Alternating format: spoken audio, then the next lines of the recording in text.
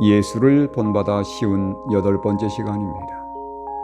오늘 말씀의 범위는 요한복음 5장 16절로 30절이며 말씀의 제목은 생명의 부활과 심판의 부활입니다. 예수 그리스도는 생명의 고난도 심판의 고난도 가지신 분입니다. 그러나 그분은 아무것도 스스로 할 수 없다고 2번씩이나 언급하셨습니다. 그분은 사내들인 앞에서 자신을 변호하면서 38년 된 병자를 안식일에 취한 것도 스스로 한 것이 아니라 하늘 아버지의 뜻이었음을 증거했습니다. 영감의 글을 읽겠습니다. 시대의 소망 208쪽입니다. 그리스도께서는 자신을 완전히 비우셨으므로 자신을 위한 계획을 세우지 않으셨다. 그리스도께서는 당신을 위한 하나님의 계획을 받아들이셨고 아버지께서는 날마다 당신의 계획을 공개하셨다. 그와 같이 우리도 하나님을 의지함으로 우리의 생애가 단순히 그분의 뜻을 이행하는 생애가 되도록 해야 한다. 그렇습니다. 예수님은 우리 인생의 모본으로서 항상 하나님께 의지하셨으며 날마다 그분의 계획을 받아들였고 그분의 계획과 뜻을 철저히 이행했습니다. 그러나 사람들은 자신 스스로 계획을 세우고 그것을 자신의 지혜와 능력으로 이루고자 시도하므로 하나님을 의존하는 삶에서 멀어져 갑니다. 영생의 선물은 자신을 내려놓고 하나님을 의지하는 자들의 것입니다. 그래서 예수님은 이렇게 말씀합니다. 내가 진실로 진실로 너에게 이르노니 내 말을 듣고 또 나 보내신 이를 믿는 자는 영생을 얻었고 심판에 이르지 아니하나니 사망에서 생명으로 옮겼느니라.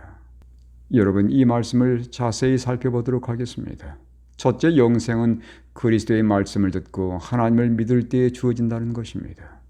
즉 말씀을 통해 하나님을 만나고 그분을 믿고 의지할 때 그들에게 영생의 선물로 이미 주어졌음을 발견하고서 그것을 누리게 되는 것입니다. 둘째, 영생은 현재형입니다. 영생을 얻었고라고 표현되어 있지만 성경 원문은 영생을 얻고라는 말로 현재형입니다. 과거에 충성된 믿음이나 미래의 화려한 신앙 계획이 중요한 것이 아닙니다. 지금 이 순간 예수를 믿는 것이 중요한 것입니다. 영생은 믿음과 동시에 시작되는 것입니다. 셋째, 믿고 영생을 얻는 자는 심판에 이르지 않습니다. 즉 심판의 정죄에 결코 빠지지 않게 되는 것입니다. 정죄에 빠지지 않기에 심판을 통과하게 되는 것이지요.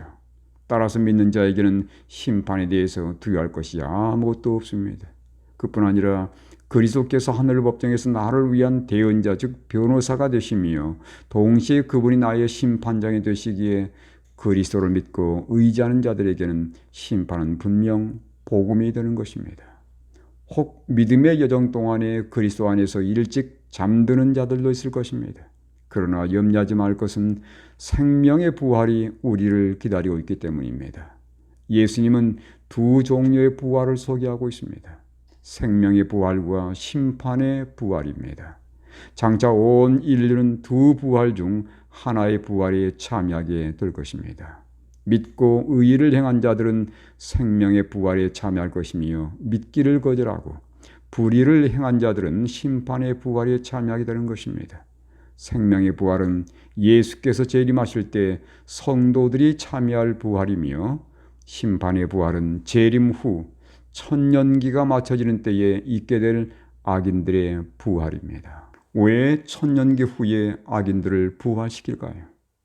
그들이 마지막 심판을 받아 둘째 사망을 당하게 되는 것은 자신들 스스로의 선택에 의한 것이었음을 깨닫게 하기 위한 것입니다. 그들은 끈질기게 믿음의 기회를 거절했기에 구원을 받지 못한 것입니다. 그리고 그들이 깨닫게 될 또 한 가지 놀라운 사실은 하나님은 여전히 자비롭고 공의로우신 분이라는 놀라운 사실입니다. 여러분, 오늘 우리 앞에 두 길이 제시되어 있습니다. 생명의 부활과 심판의 부활. 나는 지금 어느 길로 향해 가고 있습니까? 생명의 부활로 향하는 자들은 날마다 예수님의 말씀을 듣고 그분을 믿고 의지하는 자들입니다.